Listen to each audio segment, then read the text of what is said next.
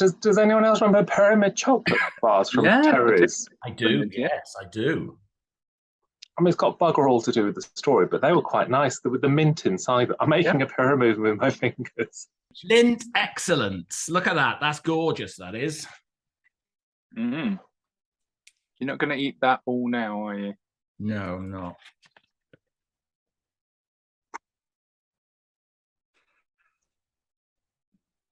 If you just let us know when dinner time's finished, and we'll carry on with the recording. I'm ready to go when you are. Say what? Oh, hang on. I've got to put Great British Bake Off on record. Yeah, because by the time we get started, it'll be the final.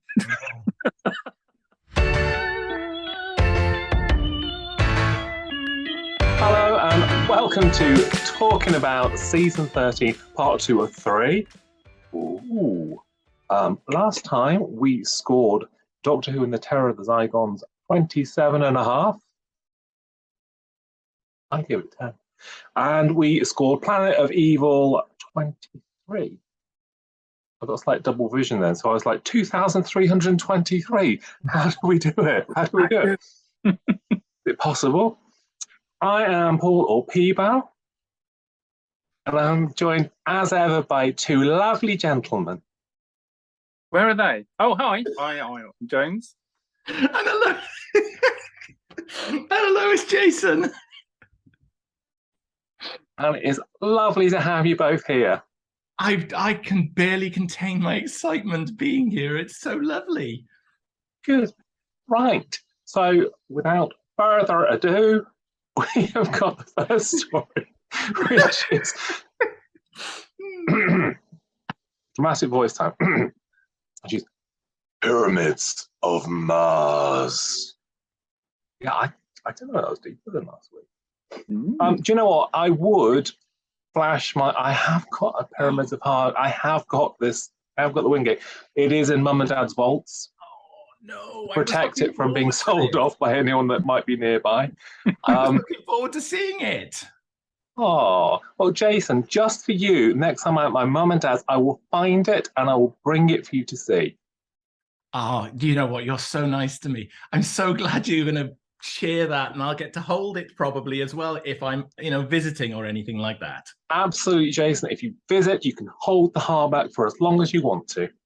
Oh, so does anyone have an introduction today?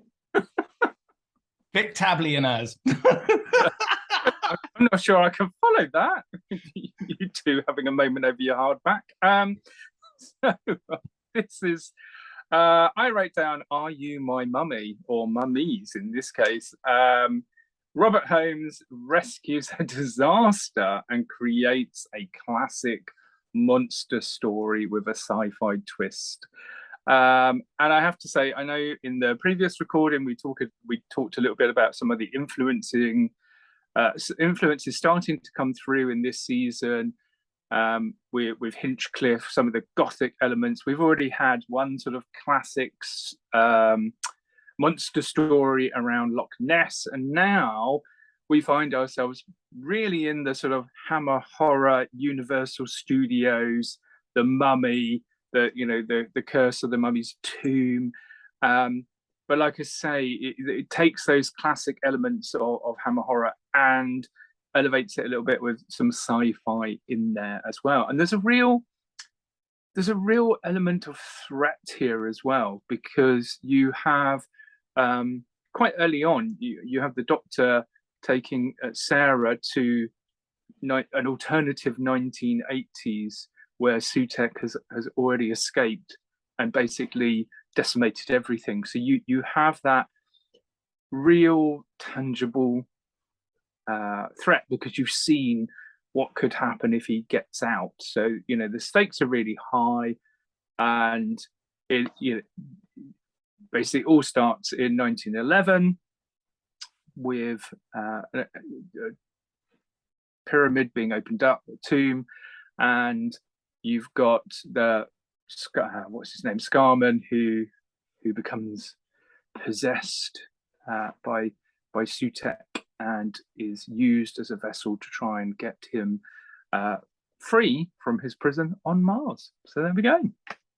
It's fair to say that the horror is turned up to the top volume Much more. when you get to this story, and you really have, I think, arrived in what I will call the true Gothic kind of horror type stories now. I mean, obviously, we've talked about Planet of Evil and Terror of the Zygons already, and there's a fair bit of content that we would have said wasn't necessarily as suitable for the age group that the show was aimed at. But this one, you go up just another level, and it is from the get-go. This is a bit of a rip-roaring story, and I have to admit that this one in particular, I think I remember the most from its original airing, because I think the visual identity of having that sort of the mummy as the monster, if you like, it was so simple, yet it was such a very scary concept. And 6-year-old me, or even 5-year-old me probably at that time, I remember being quite spooked by these monsters. I suppose the earliest thing is that creepy, what, a dog face? Like the creepy face that comes into the TARDIS, doesn't it? When the coincides the explosion, and that's quite creepy. I don't know. We had much TARDIS invasion previously to that. Yeah, you get it more in Davison, don't you? It's like a bloody bus, the TARDIS is, by the time you get to Davison, isn't it? They're all hopping in and out. No wonder the monsters can get in and out. It's just Nissa normally going, let me show you the TARDIS. It's just like, lets anyone in. But no, not really. No, I don't think so. Mask of Mandragora is next season, isn't it? So that's... It doesn't quite... I mean, they open the door and let it in, don't they, Mandragora? They do. No. You're right. They turn up and they open the doors and in it goes. And then it lets itself back out again after. It's very, very well trained. This might be our first TARDIS. I mean, if someone wants to tell me that I'm wrong, I will happily hear that, and I'm willing to read that below. Comments are always welcome. Always welcome. So yeah, I think the weird thing is, because as a little me, a little me, I mean, which is still about 6 foot, but I mean, it was when I was about 8 or whatever.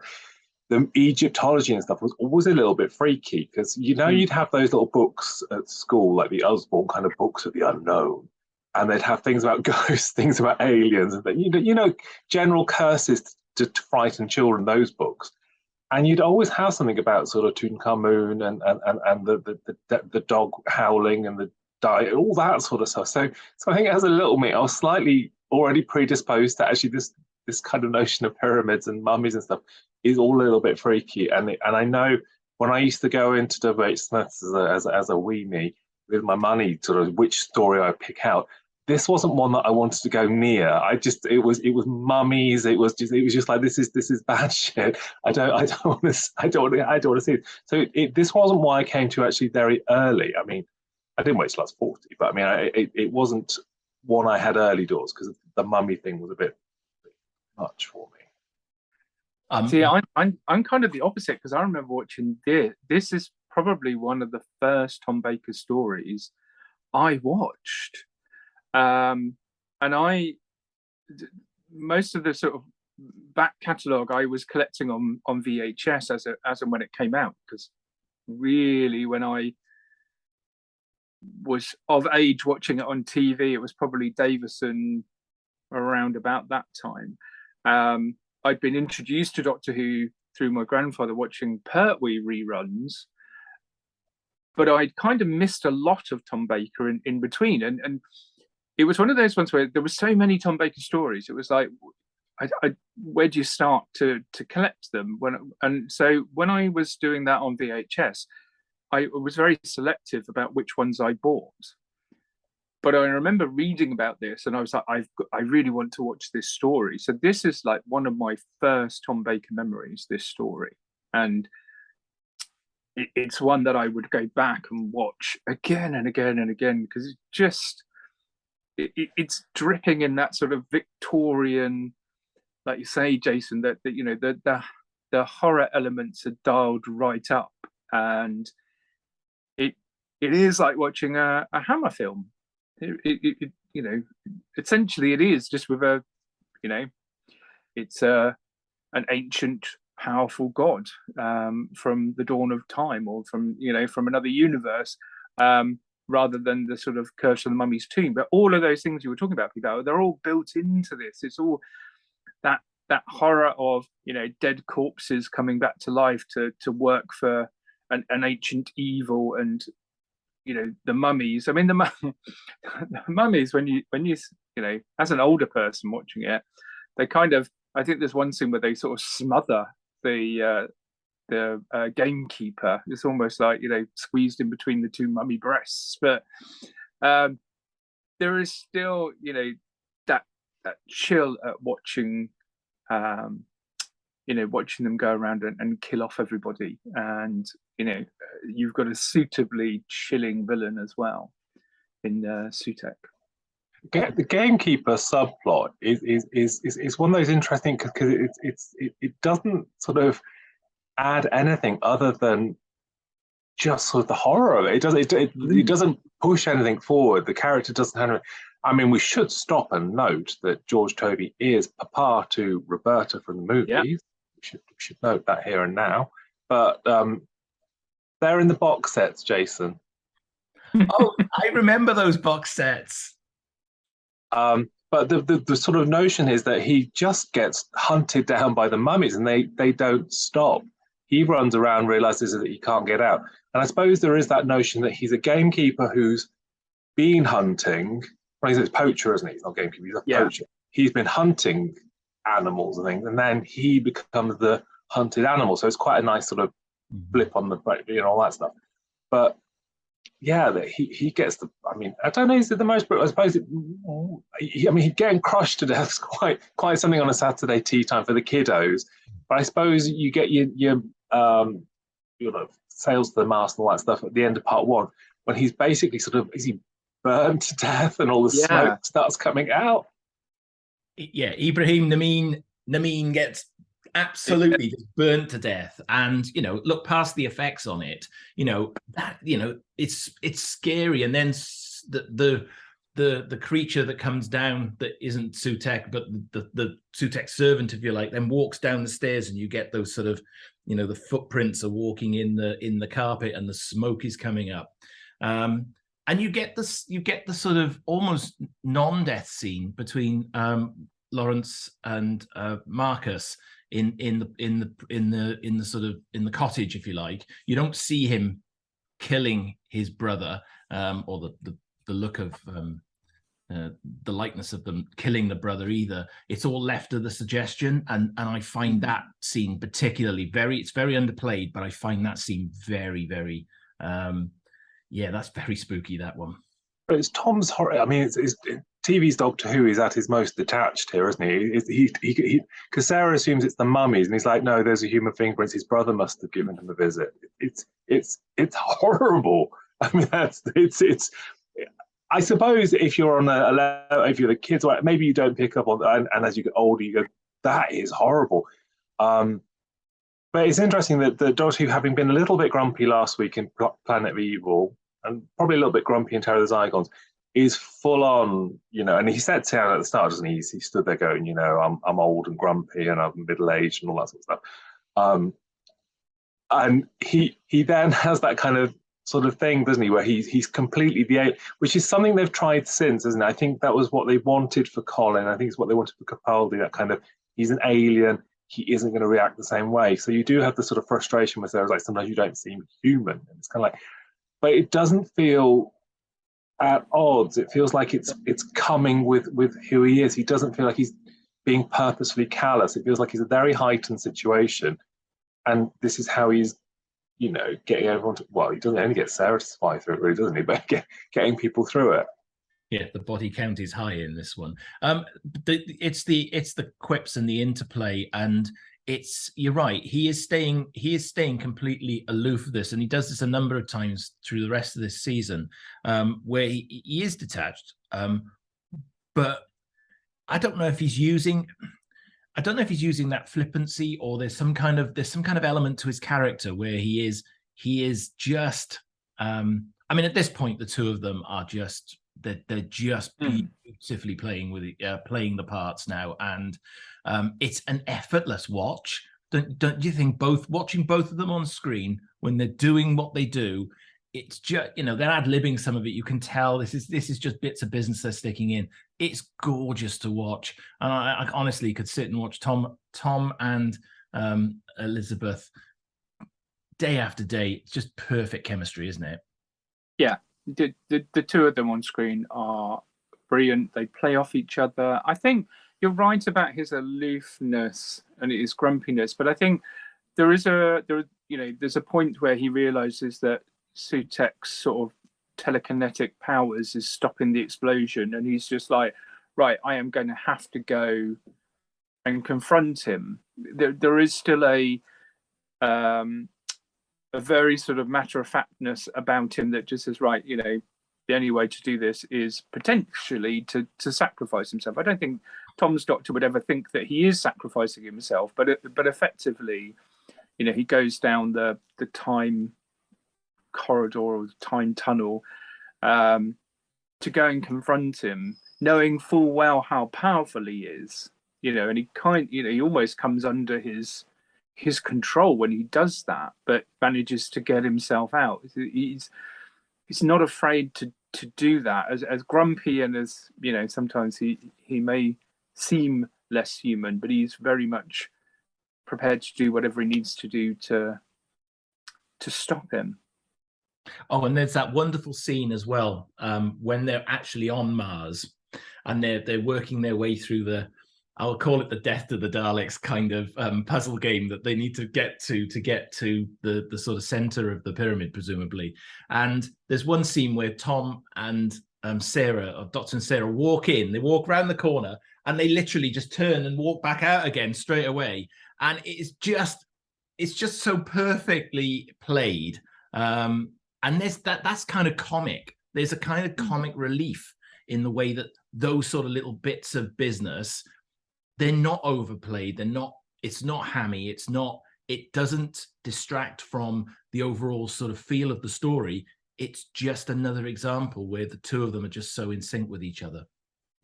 I like the fact that she does call it out as being a rehash from 2 seasons back. She's like, it reminds me of City of the Excelons. It's kind of like... I'm sure some of the puzzles were left over from the City of the Excelons as well. All we needed was a painted floor, and we'd have been away with the sort of checkerboard. Don't move. They could have reused that classic cliffhanger, couldn't they? Don't move. It has actually got my favourite. Do we have such things? My favourite Doctor Who joke. I love when they're out in the poacher's poacher's hut, and she throws a box down, and he's like, "Sausage Jedi, it's very, very explosive. You know, one good sneeze could set it off." And he's like, "Are there any charges there?" She goes, "No, perhaps he sneezed." I love that. That's my favorite Doctor. That might be my favorite Doctor Who line. I love that. It's so beautifully timed and so facetious. Yeah, there's lots of that. I mean, a little bit, you know, because we talk about it all day, but there's that little bit where she's trapped in the tube, isn't there, as well? And he writes "relax," and she's like, "Yeah, it's fine," suffocating. It's just nice when the humour comes against the jeopardy. It rises from it. It's a very British thing, isn't it? It's a very sort of upper lip sarcasm kind of. It's all very cleverly played out, I think, but in no way distracting. No, it's kind of, if you think, because you know the scene where he's got his hands and he's burning him. I always think of Carry On Screaming. You know, when she is it Fenella Fielding says, you know, would you like to smoke? And she's suddenly there's smoke all around her.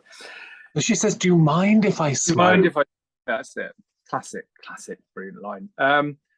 But then there is these sort of really serious moments, like you say. There's some quite gruesome deaths. There's some really horrible left to your imagination moments. And that reminds me very much of the old Universal horror films. If you go back and watch The Mummy, Dracula, Frankenstein, a lot of it, you know, it is rated U today. So by, you know, modern horror film standards, isn't very scary or very gory, but it's what's left up to the imagination. It's the imposing threat rather than the actual, you know, killing of a character. And I think that's what's incorporated in this story, is that you're aware that there is so much at stake and so many people do die. You're right, Jason. There's very few survivors in the story, you know.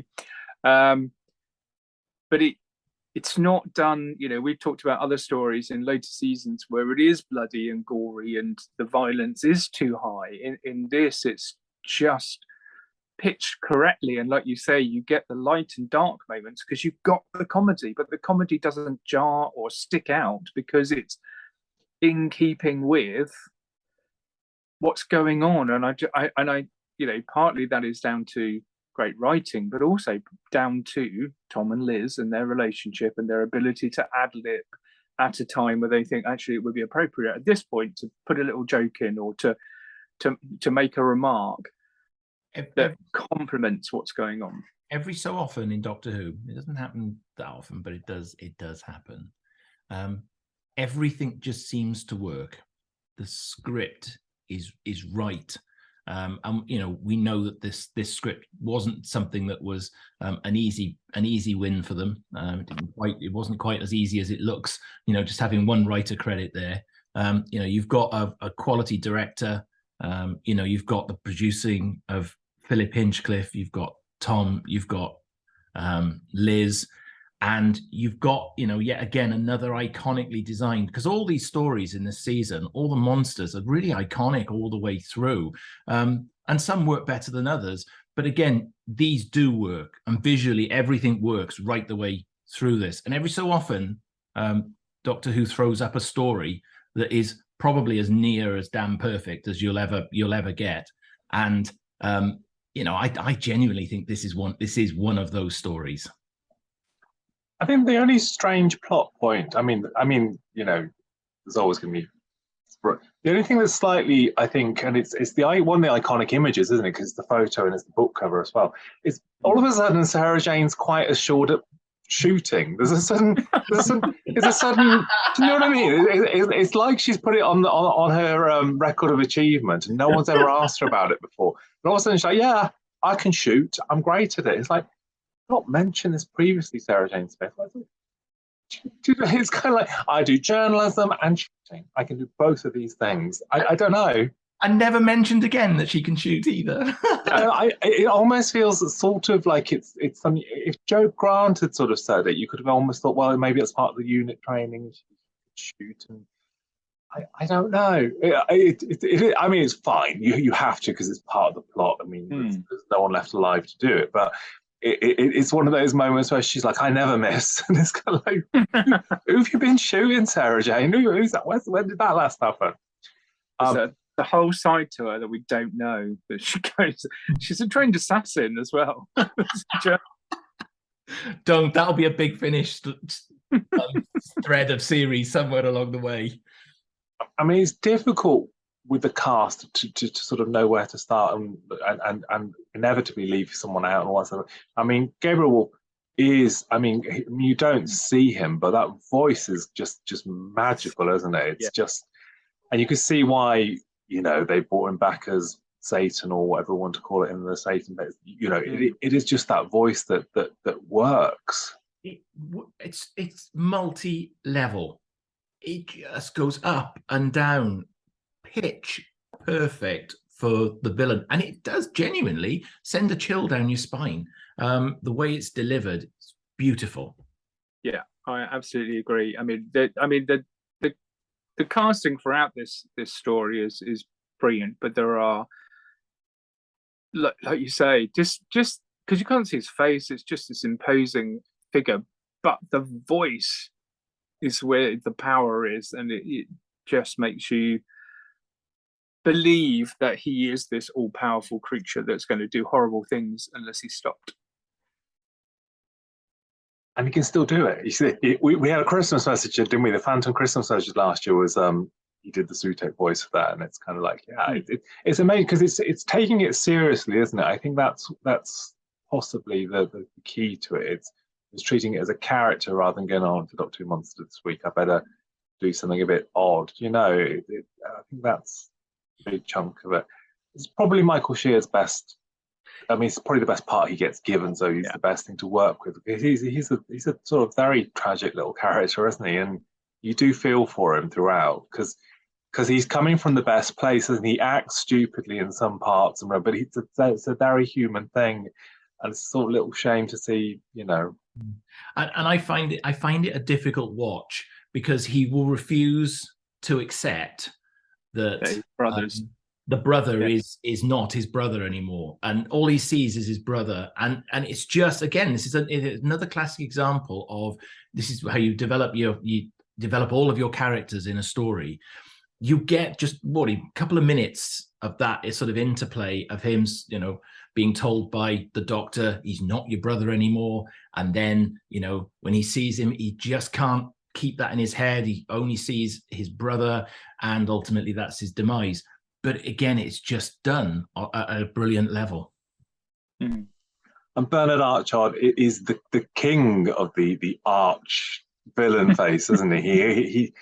I'm sure he was completely lovely. I remember meeting him, I think, early sort of zeros. Is that what we call it? The early noughties. Mm. I remember meeting him, and I'm sure he was very nice, but he just looks terrifying. And he's one of those people, isn't he, that turns up in the Avengers or something, and you're like, he's bad guy of the week because he's got the bad guy of the week look, and that's what he's going to do. The way he stares, he just the look on his face without speaking, you know, he's the bad guy. It's just like he's got that really sort of piercing look, which is again quite chilling. And the skill he has with the as well, doesn't he? Does the explosion, the unexplode when he gets shot, because that's all done literally in reverse, isn't he? He does the you know, and they very good. I think I'll do my Who Talk drop here because I did have when we did the Who Talk commentary for this bomb. I had a little bit of I honestly, this would almost have been a Blu-ray documentary in itself. I had about a fortnight where I was tracking down 3 different mummies. Yeah. Wow. And in the space of a week, I made contact with all 3 of them. Yeah. To varying degrees of success. So you know, I won't go into everybody's backstories here, but yeah, suffice to say, Nick, who we'd worked with before, Nick came and joined in for it. Even though he was actually at the time he was having chemotherapy, and he died not long after. But he really wanted to do the audio, and he wanted to do the interview, and he wanted it to, you know, be put on record. So yeah, a shout out for Nick. He was a lovely chap.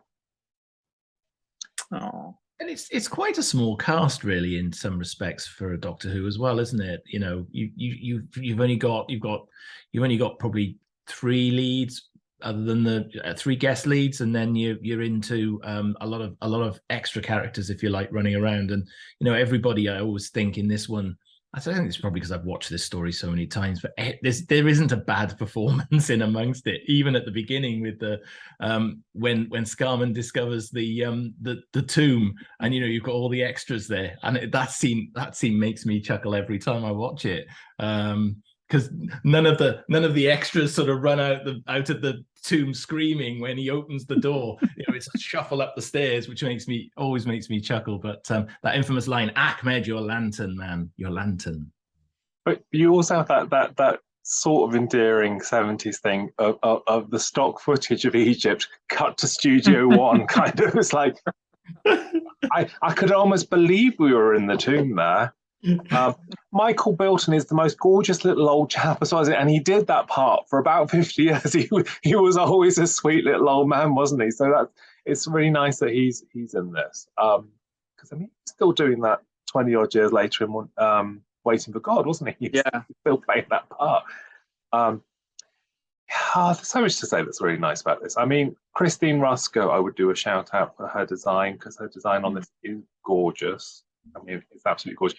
She did this and she did State of Decay, and I think you can see the standards of her work were beautiful, both of them. And didn't you say when we talked about Planet of Evil, didn't you say that it was her that was responsible for the sort of resurrection of the TARDIS set?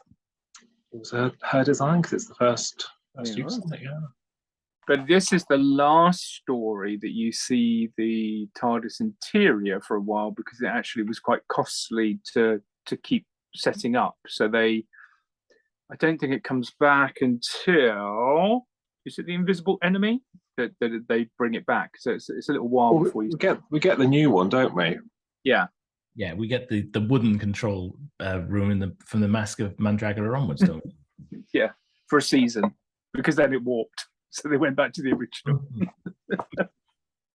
I mean, this story at 4 episodes is perfectly paced. Actually, this could have worn being 6 parts. Even I don't say this very often, but this story could definitely have worn it, because there are just so many little strands of storyline going through this. And you know, the whole concept of, you know, going and, as you said earlier on, going and showing Sarah the future, and also, you know, having it in such a way that the TARDIS is thrown off course and it lands, you know, at the site of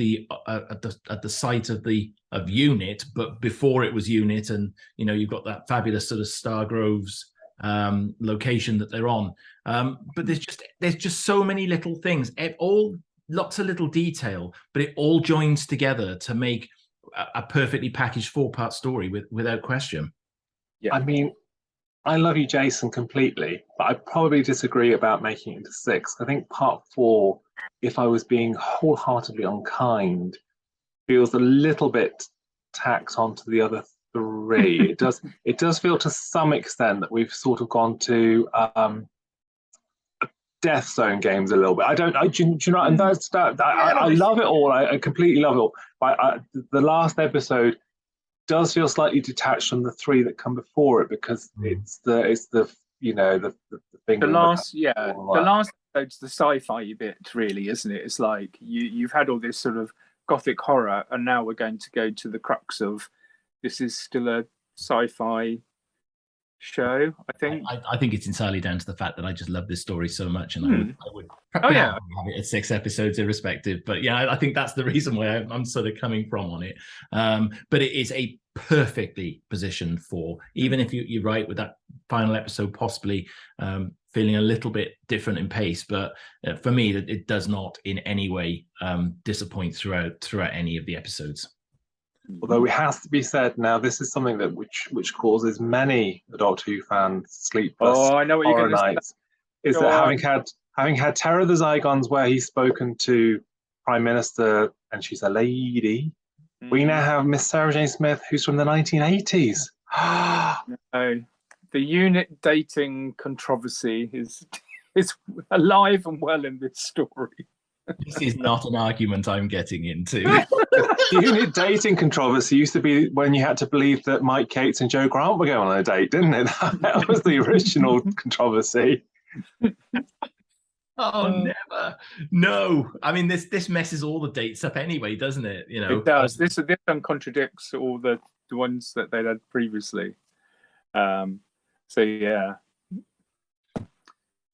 Never mind. If you know the sequencing on unit dating, put it below. I'm sure somebody out there does. I'm genuinely sure somebody does. You know, as terrible as it seems, I think maybe as I've got older, things like that trouble me less. I just kind of enjoy the thing. I know some people get very upset about it, and that's fine. And you do you. But I kind of sometimes these things I just go, oh, you know, because the show's been going for 60 years and so many people have had a dabble and a write, and there's some, maybe part of the magic is that you've got to fill in your own gaps. Not the Big Finish ones for £16 a month, but I mean, you can just make up your own backstories or things that just help things along to make sense. And Big Finish didn't just, you know, fill in the gaps. They created like 200-year gaps in which to fit 16 seasons in. It's like Who knows? Lise said, return to control, return to control. I should have brought my big flashy ring on for that one, shouldn't I? Nice. Deny. But in keeping with the 1970s BBC, this is like, you know, when Tom and Barbara dye their own wool on The Good Life. I think this is the colour they make, isn't it? Anyway, do we have any exotic facts about Doctor Who and the pyramid? They call it pyramid, but it's pyramids on this thing, don't they? Yeah. Can't even get the plurals right. So yeah, there's a couple of things that I think we've alluded to a few of them. So Lewis Griefer was the original writer, but the story was so bad that Robert Holmes then had to come in and basically rewrite it. You mentioned it was filmed at Stargrove. Stargrove. Yeah, which was at the time owned by Mick Jagger, I believe. Rod Stewart bought it after. They've all had a go. Quite run down, isn't it? When you look at it, as you know, because there's like a before and after on the DVD release, and it's done up really beautifully these days. But back in the 70s, it was a little bit falling apart. I'll stop when it turns into a Warner hotel. A luxury spa. Imagine Warner taking that on. They've got the Manor Bourne house. They'll work their way through the TV big houses. Sorry, carry on. It'll almost be worth going and visiting, to be honest with you. I actually, could we not hold an event there? Cast reunion might be quite quiet. Oh, the 1 hour omnibus that they put out in 1976 for this reached 13.7 million viewers, which is the most a story has received to date, I believe. Of a single story. Well, no, actually, no. It said it as to date. No, to date. I'm not sure that's true. Oh, go on. Well, I would definitely say the City of Death was watched by more because of the ITV strike, possibly Destiny as well. And I don't know, but I know Voyage of the Damned was about 13 points, so that was in the same sort of remit, I think. Anyway, I don't know. I am willing to be incorrect, but I think sort of City of Death might have peaked about 14.9, somewhere around that. Yeah, I'm feeling that's probably got a bigger rating somewhere along the line. Ooh, okay. Well, anyway, put it in the comments. There'll be plenty. A lot of people watched it. And they didn't wonder where the extra 25 minutes had gone. No, I know, because it was only an hour. Oh, see, I think that would be criminal. I mean, I haven't seen it for a long time, the hour-long one, but I mean, seriously, I'm not sure I'd enjoy that. I'm sure it'll end up on the Blu-ray. Yeah. It was chosen by BBC America as the Tom Baker story for the 50th anniversary, but it was also chosen to represent Tom Baker's era for the 40th anniversary of Doctor Who. So, very popular. Sarah's the only female character in this story. And the only person who survives other than the normal regular cast is Ahmed. So like you say, there is a high body count on this one. Ooh. Ahmed, sorry. All the lads that run out at the start that are too scared. Unless the curse follows them and they all die off screen. But yeah. So does that mean Vic Tablian survives? Why hasn't he got a spin-off? Right, exactly. I want the adventures of Vic Tablian. You want the Lantern Man Chronicles, don't you? Or they could just have him at the start of each adventure and he could run away before it starts. It could be like a little feature, like a little pre-creds. Just as the TARDIS starts to dematerialise and runs past. Yeah, Ahmed runs into the sky. Because then, wasn't it repeated by BBC Two? Or wasn't there a weird thing where they show Planet of the Daleks, and then the year after they showed the Green Death, and then the week after the Green Death they showed Pyramids of Mars, and it all got a bit kind of like, we want to put something people, and then it all stopped. That rings a bell. Maybe. I don't know. I when reviewing this story, I watched it on Blu-ray Ooh, Blu-ray. Huh? Blu-ray. Yeah, see now look at you, you think he's crazy. It's on the Sarah Jane Adventures. It's an extra feature as a tribute to yes. Liz. Yes. I mean, it's not remastered. I mean, the title sequence is as scratchy as anything, but I watched it on Blu-ray on principle. Well, an early adopter here. Early adopter. And yes, anyway, I would love now to hear both of your scores and any summaries that you have. It's a shame we're not reviewing the Android invasion already. His face will open up.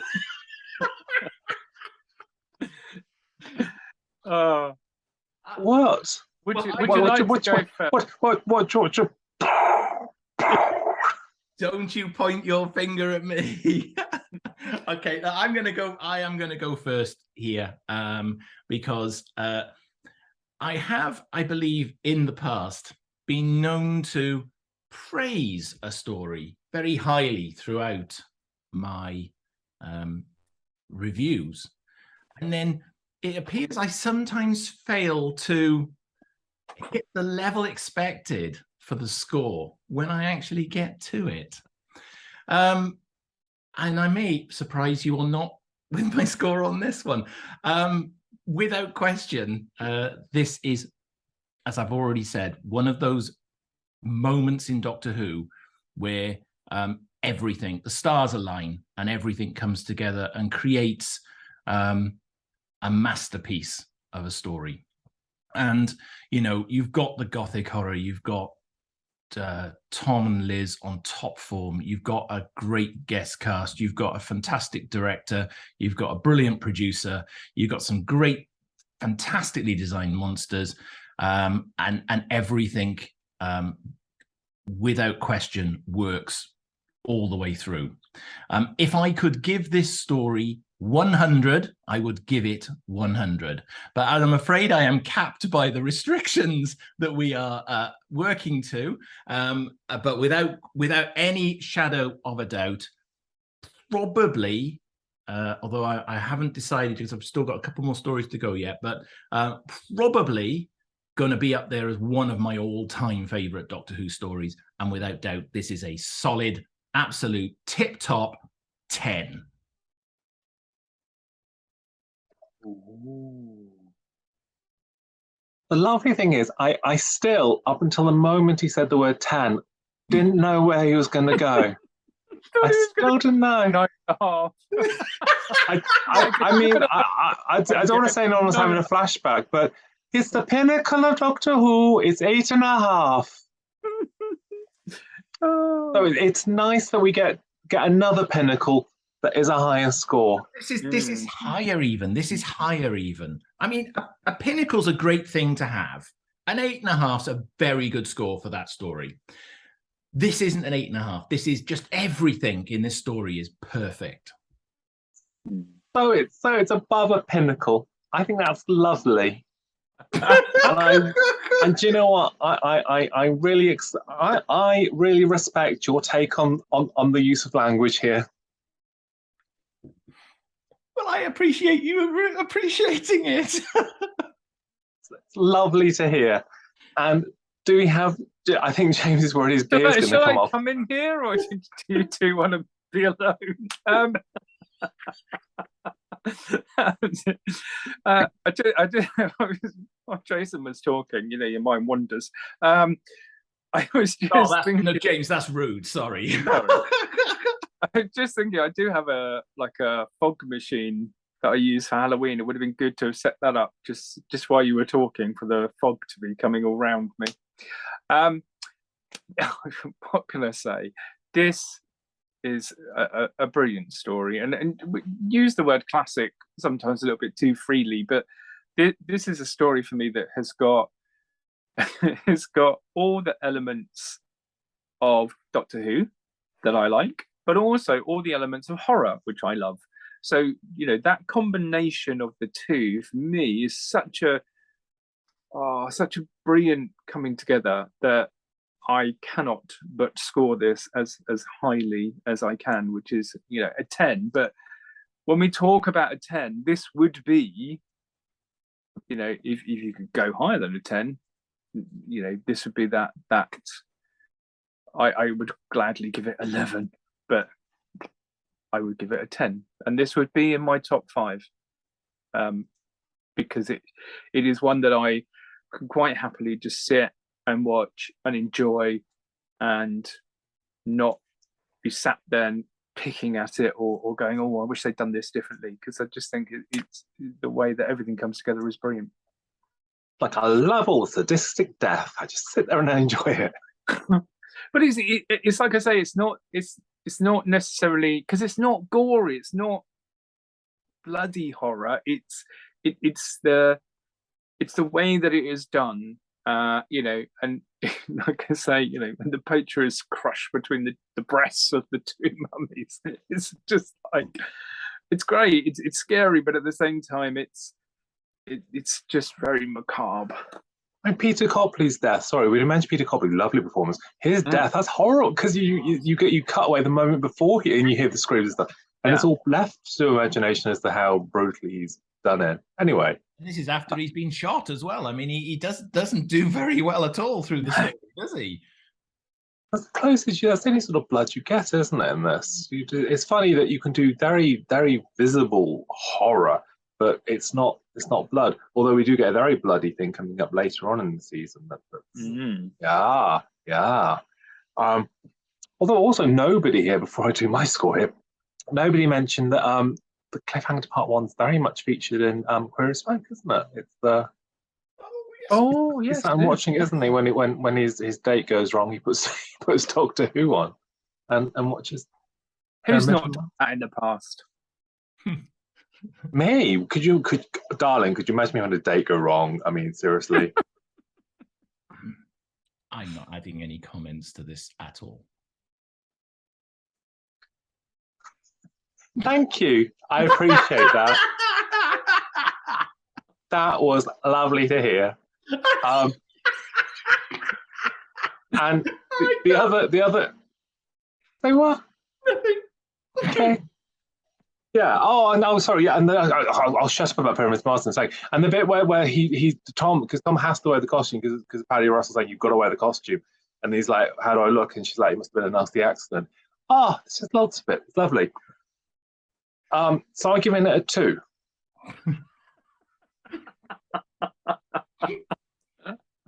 No, I haven't. I have consulted with a dear friend. Oh. Who's this? Who's this little friend? He says, what's my episode fee? We'll pay you in green and black's chocolate. Apparently that's what people like to eat just before you're about to start recording. No, we wouldn't do that at all, would we? That's not even the same bar you were That's not the same bar. You're at a massive bar. I may have taken a couple of bars out of the thing. Oh, how long's the recording anyway? So yes, I gave Doctor Who and the Pyramids of Mars 10. Yay! See, we're like a happy, clappy, strictly panel where even the worst dances will get 9. Moving on, we are on to our second story today, but the 4th of the season, and that is the android invasion. And you can see James is ripping everything off as we speak. I love now that the cosplay only lasts for the story that it's designed for. This is a new thing you've started doing, isn't it? Oh, no! Oh, I thought we were going to get an eye patch. We could have got the eye patch. I want a refund. There's been no toilet roll and no eye patch. I want a refund. And you've got an eye patch as well from a previous cosplay. I've used it twice for different stories, so I thought I'm not gonna do it. I'm gonna do a bit of Tom for this one. Or is it the android top? You can And you can start talking like that because you've got a throat infection from the poisonous water. That's very obvious throughout any of the film sequences and not at all in studio. So who is introducing this Crawley Crawley Trail? I shall refer to my right honourable gentleman. Oh, are you referring to me there, James? No, I said the word gentleman. Rude. I will, however, start. Well, all I'll say is the season continues to deliver, and we're back to its. And in fact, I think I may have said in the first recording for season 13 that I may have said, we don't see a lot of Unit actually. Was coming up to the end of Unit, and actually we do. You're right. We see Unit quite a little bit more through this season as we keep going on, and the stories do seem to be more focused towards Earth as we go. But this is subtle Earth with a twist, and the season just continues on a pace really, and it's incredibly hard season. It's a brilliant season on so many levels, but it's an incredibly hard season to sit and review and then think about a score at the end of it, because every one of them's a winner. You start this story off with the TARDIS landing. You've got the Unit soldier that's sort of running towards the cliff and throwing himself off, and off we go on another reasonably high body count, I think, but it's kind of like you have got Earth under some sort of attack. We don't know what, we don't know where, we don't know why. We've got some Unit regulars that are behaving a little bit strangely. And we've got the TARDIS that seems to have disappeared halfway through the story. And then you've got that quintessential ingredient to a decent Doctor Who story, where you've set it in the middle of a village, and there's deadly goings on in the village, and you see it in that sort of setting with the local pub and the local shop and the village green and all of those sorts of things. The thing that you should feel safe in, you're just not safe in. The Kralls, we'll get to talking about those. We'll talk about those further on. This is a pretty good story. It's a slight step down from Pyramids, but it continues on what I think is a very high quality trend for season 13. I mean, you've got, we're just talking about influences of Hammer horror and classic Universal monster films. Here you've got kind of Invasion of the Body Snatchers, but also things like Stepford Wives, where you've got these replicas. And you're absolutely right.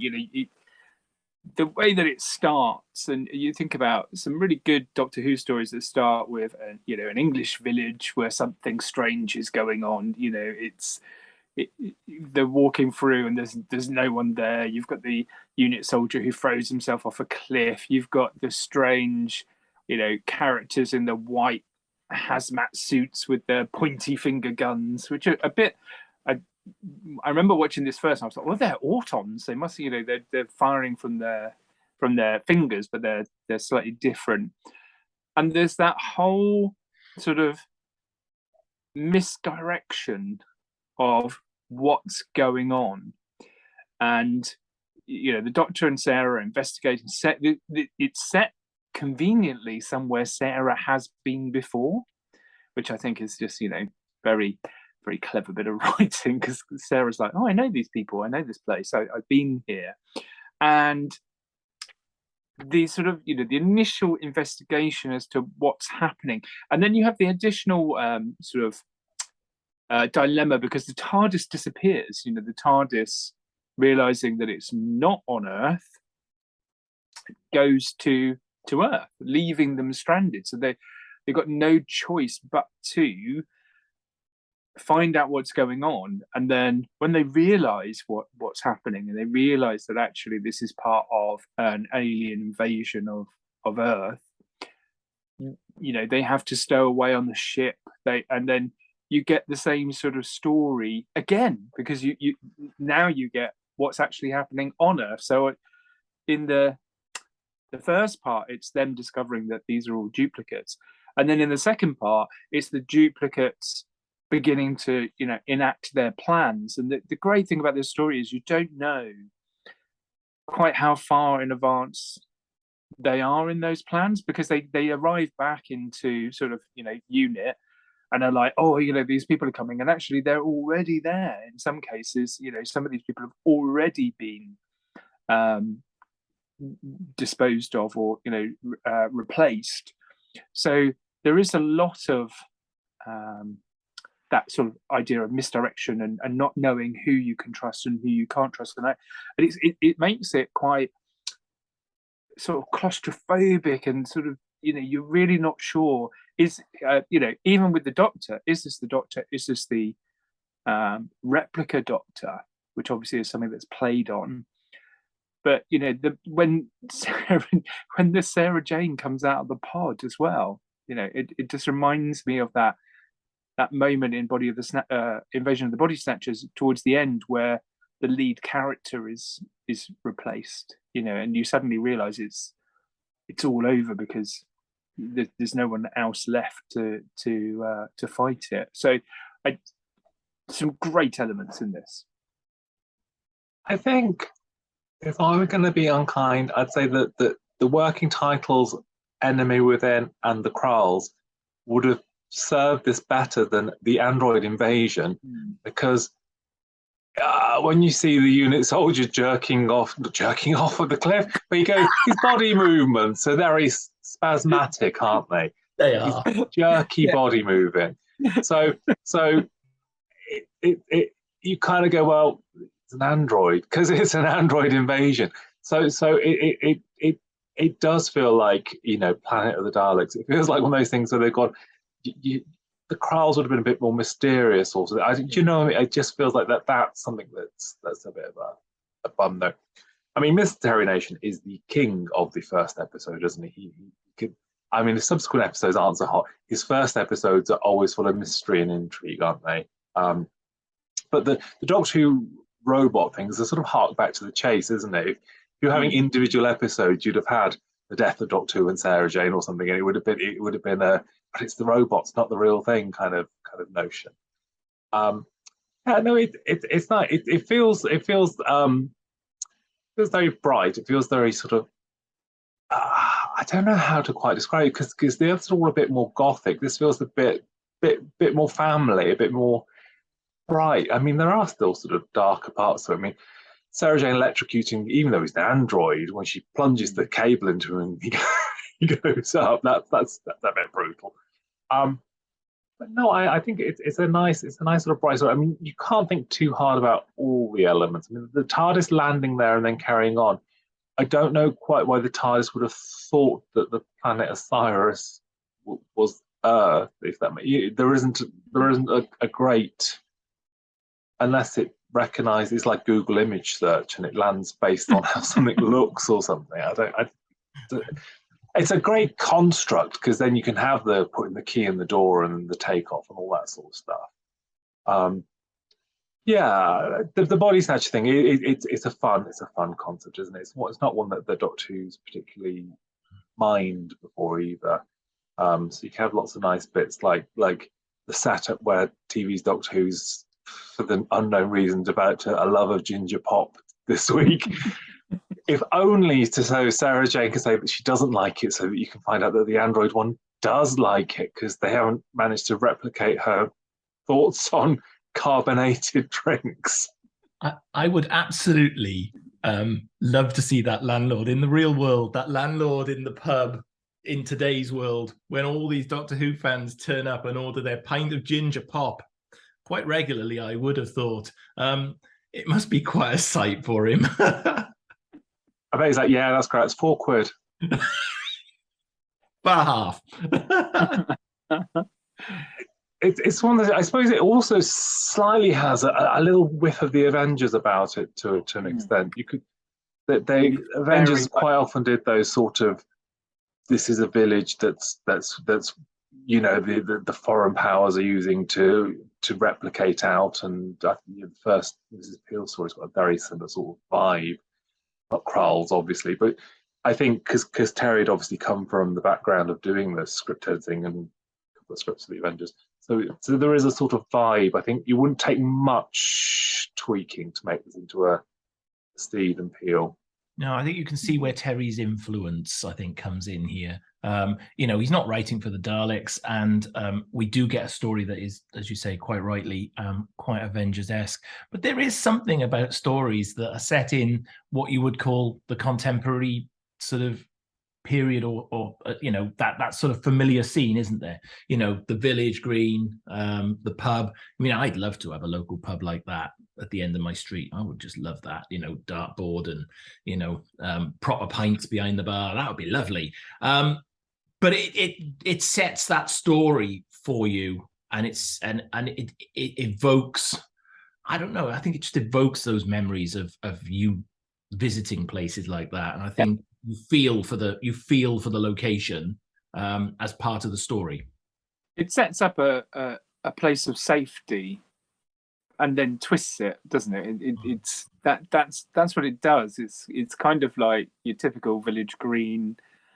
You've got the cross, you've got the like you say, the pub, and I love there's little things I love, like the pockets full of 10p's that are all the same, brandly newly minted 10p's, the calendar, there's all these little elements which you just think, did they actually need to be there? But it all adds to that element of mystery. It takes you, it gets you to start thinking about, okay, so what is really happening? And that there is a point when you suddenly realize it's not Earth, but there's like a trail of breadcrumbs to get you there. Oh, by the way, there's all these different things, because it's a bit like Invasion of the Dinosaurs, where they arrive back and everything's weird. The streets are deserted, and then you sort of find out what's been going on gradually over the first episode and a half. And they do the same here. It's like, what's going on? Why is this person throwing himself off the cliff?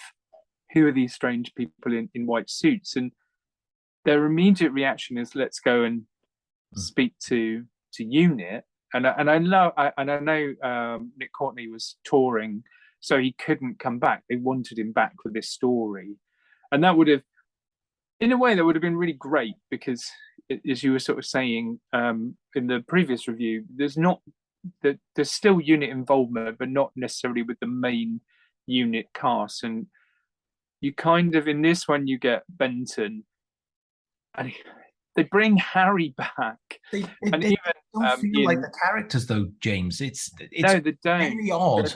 It's very odd. They're just added in for that element of familiarity. Again, I think more for the audience to be drawn into, oh, here's some characters that we know already. Because I think Ian Marter even said, I don't know why I was brought back for this story, because we'd kind of gone for a story where Harry didn't really fit in, and then he's brought back for another story where he isn't really Harry.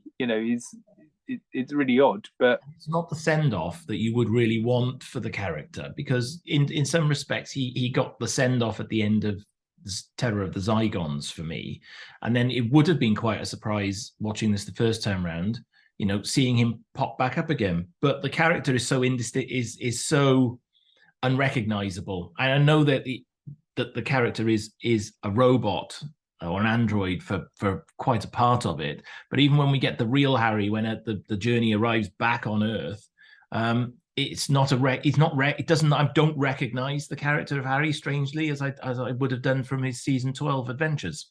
There's not really a pickup at the end when because Sarah goes to rescue them, doesn't she? And it's kind of like, there's not even a moment of, thank goodness it's Harry and how you been, babes? There's none of that, is there? I mean, compounding the Avengers links there, we do have Patrick Newell, who's mother from the Avengers, and you sort of think, if those were the lines that Nick was going to have in it, did he miss a curveball? I mean, I don't think it would have been a great. Nobody could get as much. I mean, I suppose Benton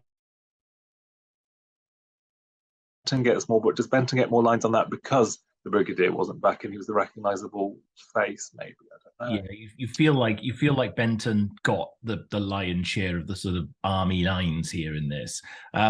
Possibly Nick saw the script and decided that it wasn't worth coming back off 2 or 4, because you're right. In some respects, I'm not upset that Nick's not in it, because again, it would have probably have ended up being at that stage his sort of last appearance with Tom, and that wouldn't have been the send off that I think I would have wanted for that character. I was quite happy with the conclusion at the end of Terror of the Zygons once again, that we just got to the end of a typical story and that was that. They just feel a little bit added in here. They feel as if they're a bit superfluous to the plot, and they're only really there to I don't know, place it on modern day Earth at the time that they would have been expected to have been there. I think the story wouldn't have been necessarily as effective if it was the space, the space center people being replaced and we didn't know who they were. I think that there is an element that they're there to ground the audience into, this is modern day here. It's a typical unit setup, guarding a space defense station. That kind of thing you would have seen back in the Pertwee days, as a quite a regular thing of, unit are sent off to go and guard something, and then something happens, and an alien invasion follows. So I think they're there because if they had a group of people who were just, the people from the station, we may not have cared that much, or may not have been bothered whether they were replaced or not. I think Harry and Benton are there just as a token of, this is more like traditional Earth-based story. I think sadly, because of that and because of other things in the story, they don't really get much payoff from it. And I think I read somewhere that the original intention, they were toying whether or not the Brigadier or Harry was killed off in saving Sarah Jane, or so, more heroic sort of final return, if you like. But you don't get that. You just get these sort of two figures who are from UNIT put into the story.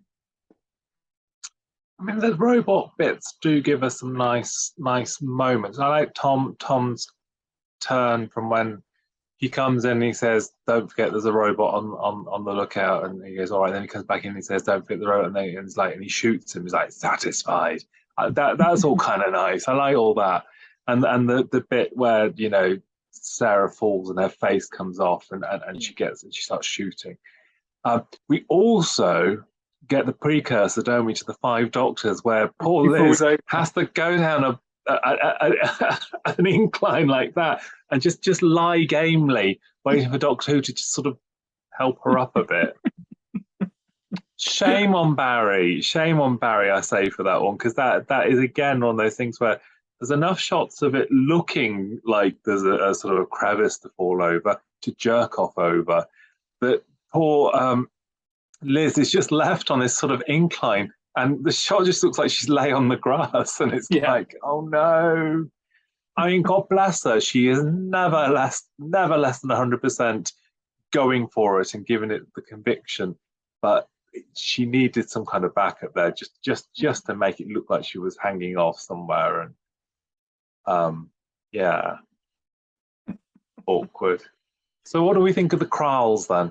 Because Kralls actually get quite a stick, I think, from fans. I don't think they do, and I think it's a bit unnecessary, because again, I think in keeping with the rest of this season that we've had, I think the design department was on absolute fire through this season, because not only do we get some fantastic sets, but we get some really well realized monsters throughout.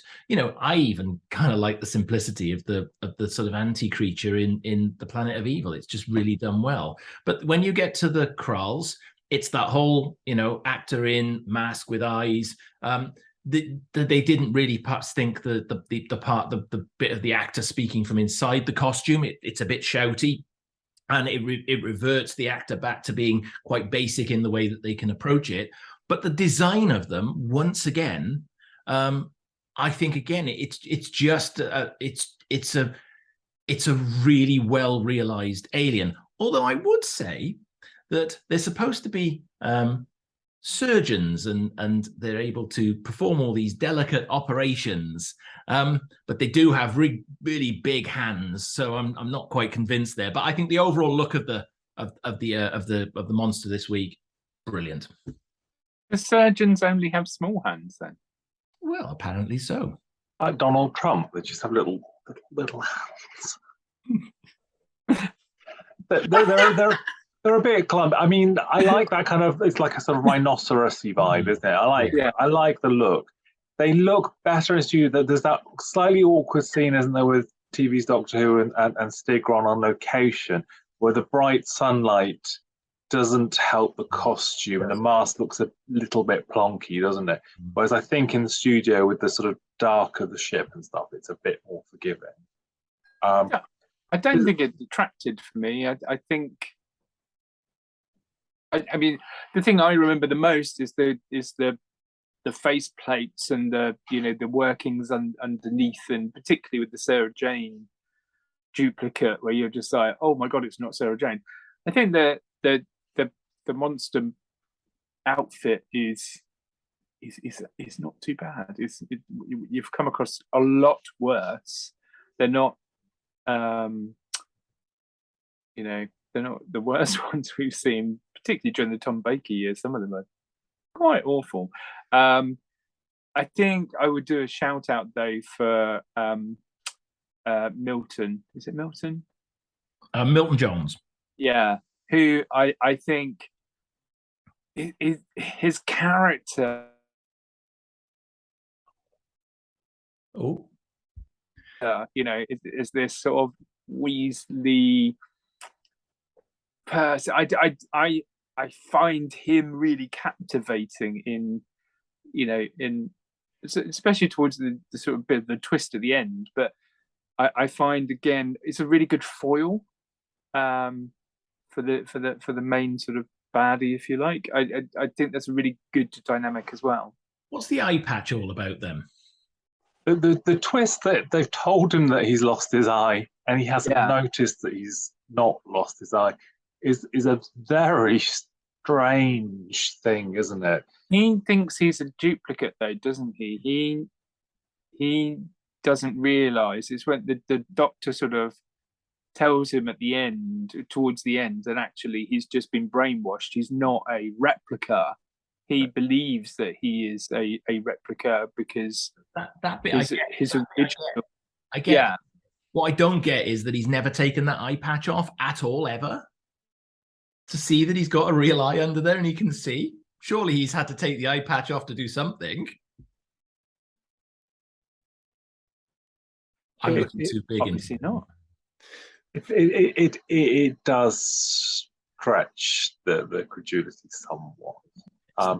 It's interesting because he's not quite the bad guy, because usually Milton's the bad guy, isn't he? Not quite. I suppose he's not quite the bad guy in Invasion of the Time either. But I mean, I think he's meant to be a bit more sympathetic here, isn't he? He's meant to feel that he's been abandoned by the humans and all that sort of stuff, and he doesn't quite realise that it's genocide that he's getting involved with, and I'm just going to help this alien race duplicate humans. There's nothing wrong with that. It's just possibly the part of the plot line. There's two plot bits in this that stand out a little bit, I think, as being a bit weak or a bit not well thought out. That's one of them, that he genuinely hasn't taken that eye patch off ever. And the other one is the non-explanation of how the duplicate doctor is the one that's killed in the end and not the doctor, and it's there was supposed to be some scene set in there to try and tell the story, but again, because of time, it was cut out. But again, I think it stands out just a little bit as perhaps these couple of plot strands just didn't come together, and I think they do stand out a little bit in the story. Yeah, there was a cut scene, wasn't there, where he basically reprogrammed the duplicate, or he explained how he reprogrammed the duplicate. And it probably would have been something screwdriver or. Yeah, I don't think So I've ever watched this and felt that it needed, because the whole twist is that you're meant to believe that TV's Doctor Who's just been shot, isn't that? That's the don't waste your tears, Sarah Jane, this week again thinking I'm dead, because it's a robot.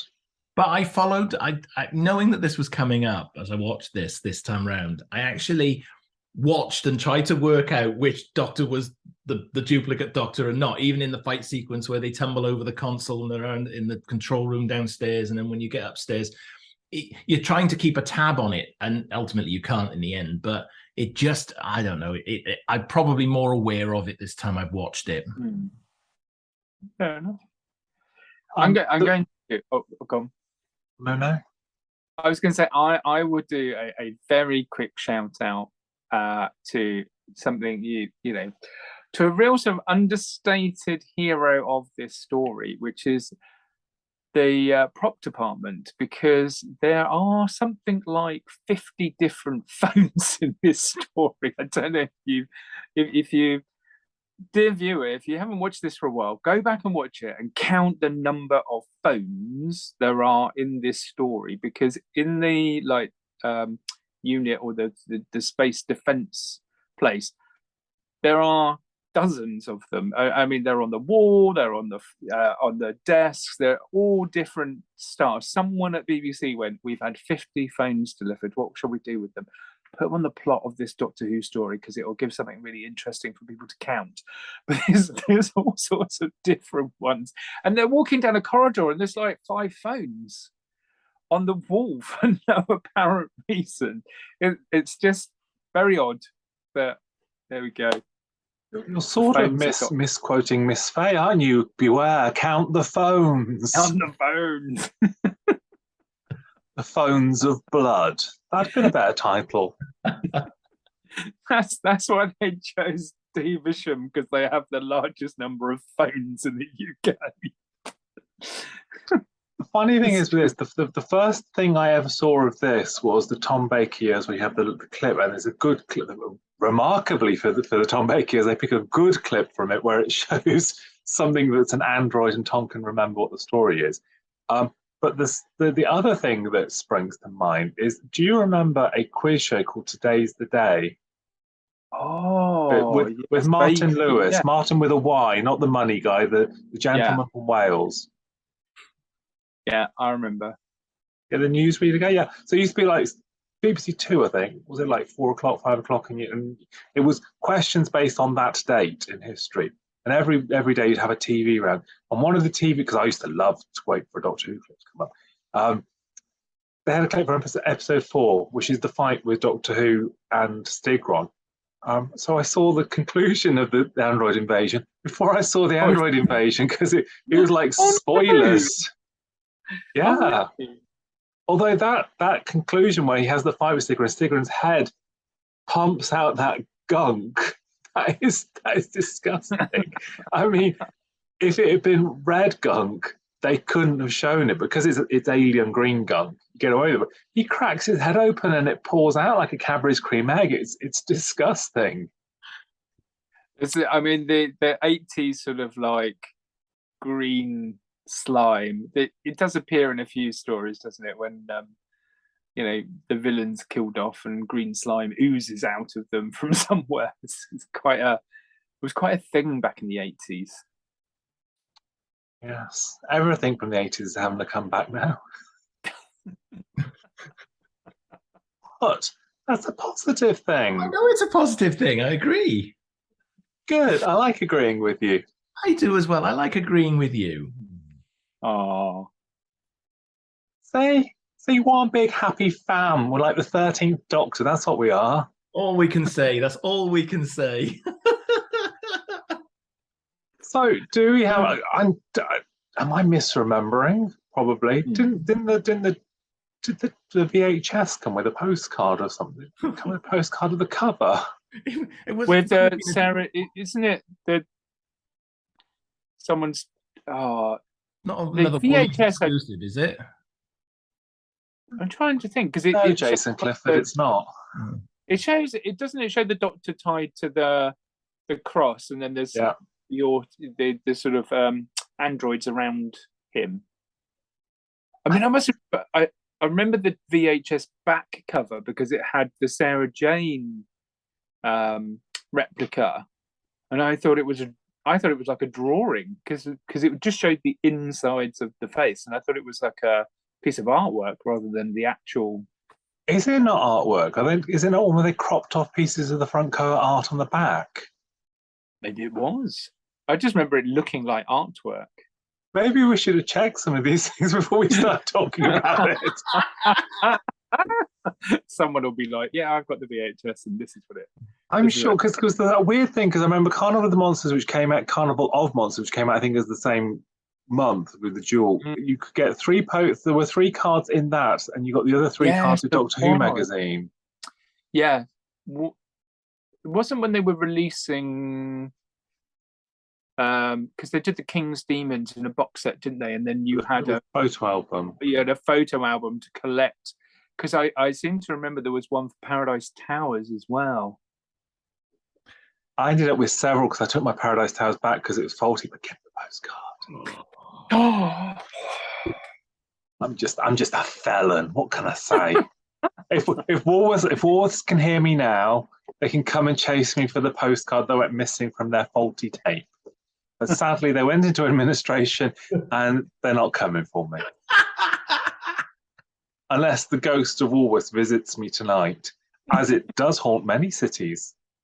Anyway, do we have any top facts on Doctor Who and the Kralls? I was going to say, you'll hear the rattle of pick and mix bags just outside your window. I can hear the crunch of green and blacks right now. No, you can't. Can now. Caught out there. Facts, let's have a look. So, some of it we've already covered. Weirdly, this story gets a mention in the Kenneth Williams diaries. He talked. I know, it's really bizarre. That's a really off the wall one, and he wrote that Doctor Who was getting more and more silly. So there we go. That was what Kenneth Williams thought of it. Was that before or after you voiced an evil television set and a giant fairy? I love that. Oh no, said Mavis. Anyway, the Davison story, so the one that Sarah says, "Oh, I've been here before," is actually on the BBC website for the Sarah Jane Adventures. There's a newspaper in the header, and that's the story that she's referencing. So that's quite a nice little tie-in.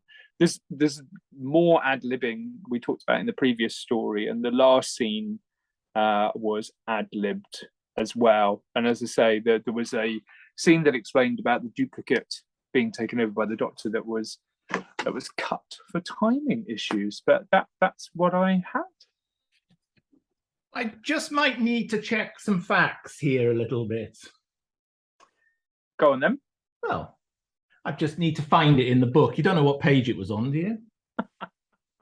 I'd probably work out from the date if it's a diary, because it would be the date that the episode was shown. If that helps. Had I known he was going to do that stat, I would probably have looked it up in the book and tried to find it. Wow. There we go. Oh, well, I haven't got my copy of the Kenneth Williams diaries, Dan, but I've not been paid for this. Honestly, I think Lampshade's going to be quite controversial when it comes to the new series. I can't wait to watch it. I really can't. Because I suppose because Lampshade isn't friends with Russ, so there wouldn't be any conflict of interest on it, you see. Perhaps I can guest in, just, occasionally, once every now and again. You could let us know what Russ has told you down the bay, maybe. Well, I wouldn't want to be that indiscreet, would I? Jason, you can be whatever you want to be. It's you do you. Oh, I find that so empowering. Thank you. Good. We're here to empower. Right. So if we haven't got any more facts on Doctor Who and the Android invasion, I'm not sure there's any more things I'd like to say other than I do like a little village thing. I like a little bit of a village setting. Are we going to score it? Yeah. Yeah. Okay. It's probably my turn first. I can see Jason waving his finger. Careful, it might go off. Yeah.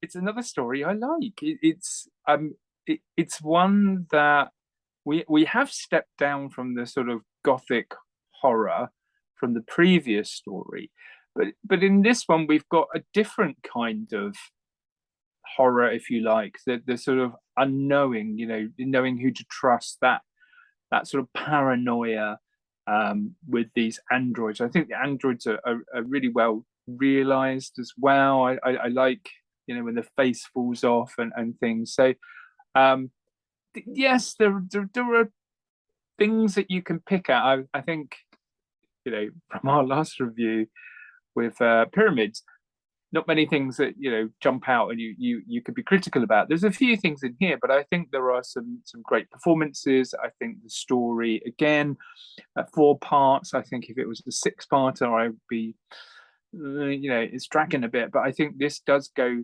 pretty speedy. And like I say, you've got sort of really 2 parts to this story. The first part is when they realize that they're not on Earth and they realize there's a plot, and then the second part is how that plot unfold. So it does move along at a reasonable pace, and I like it. I've seen it a couple of times recently, actually. So, and each time I say I'm going to count the number of phones, and I end up being swept away by the story and not counting the phones. So please, if you do know how many phones, put it in the comments. I scored this 8.5. Gosh. I like it. I like the concepts around it. I think it's well realized. There's so many things I think it could have got wrong and actually didn't fall for some of those traps. Okay. So before we hit Jason, I was going to say we haven't mentioned that it's Barry Letts directing, have we? We sort of passed that little factoid by. I wouldn't say as well directed as Enemy of the World either. Actually, it's competently directed, but I don't think there's much that's very stylistic. I like all the sort of just divert here, but I like all the little comedy bits you get. Almost it shouldn't be funny but it just depends what mood you're in. But when you go to the pub, you get the close-ups on the extras. There's some real current moods there, aren't there? If you just took the caps out and were like current mood.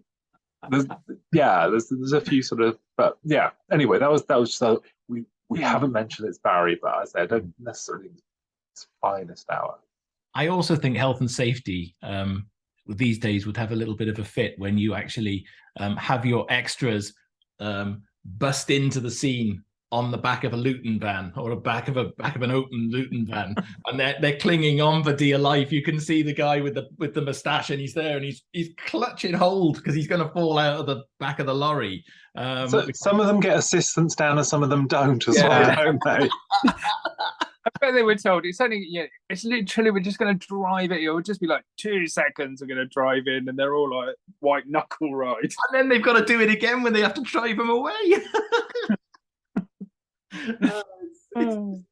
I think you're right. It's not one of Barry's finest, but competent as always, as you'd expect with him. Right, I'm going to go into my score anyway. And I've said a number of times how I think how high I consider season 13 is ranked amongst pretty much all the seasons of Classic Who. And whilst this isn't a story that's my favorite out of this season, it still ranks highly because it's carrying on the production values I think that this season brought. Well-designed monster, Tom and Liz again on top form. Actually, I like the Avengers-esque feel to the story. And I can forgive some of the plot point bits not being quite right. I do think it distracts for me, where I don't think the characters are from Unit, Harry and Sergeant Benton aren't that well served in the story. I don't think Nick would have been had he been in it. So it's not perfect, but it's also by no means a bad story either. Can really watch it. You don't have to think too hard with it. It's what I would call a typical great sort of Tom Baker story, middle, beginning, end, 4 parts, quite works quite well at that length. So in summary to my score, not quite as generous as you, James, on this one, and I will be coming in with a very solid 8. We were on tenterhooks then as soon as you said it's not perfect. It's literally I defy anyone below to guess where he's going to go with it. There's no way. There's no way of knowing. I have got a very complex mechanism to come up with these scores. It really is. All I'm going to say here, and I love you wholeheartedly, Terror of the Zygons is a pinnacle of Doctor Who at 8.5. Android Invasion's an 8. I'm like, it's part of season 13. I think there is not a bad story in this season. There are a lot of pinnacles. I can't give everything a 10. No, nobody has asked you to give everything a 10, Jason. I think it's more of a little joke about your sporadic scoring. I think my scoring is becoming quite legendary, because you are right. People don't know where I'm going until I've got there, which I think is a great thing. Keep people guessing. I swear he's got like a magic 8-ball where he starts his summary and then he shakes it just before he gets to the end. Can you imagine a magic 8-ball that would survive that length of time shaking? And it'll come up with a solid 8. Shake it again. A solid 8. Ah! I didn't want to give it a solid 8. Oh, you just did. I know. What? It's a solid 8. It's a solid 8. No, I'm not retracting the score. I'm not doing. I think we need Jeremy Hunt to come in and. No, I tell you, if Jeremy Hunt comes in, it'll be a 4. Let me tell you, that's how the world works. Jason is as assertive as Liz Truss, and I'm very proud of that. Oh, I can see that 66% of the parliamentarians here will be trying to oust me before this is finished. What do you mean? I think we've already found someone else. Viewer, let me assure you, I'm not going anywhere. Yeah, but you say that before you start your scores. Okay, I'm slightly surprised by both of you with this, actually. Not in a horrible way. I'm not about to give it a 2. It strikes me that Android Invasion is not anybody's favourite Doctor Who story, and that's not that, they can't all be someone's favourite. It's lovely and it's enjoyable and it's bright and I would put it above average, but I mean it's all right. Anyway, I gave Doctor Who and the Android Invasion 7. 7. 7. Which I think is to say that it's better than average, but not in the terms of excellent.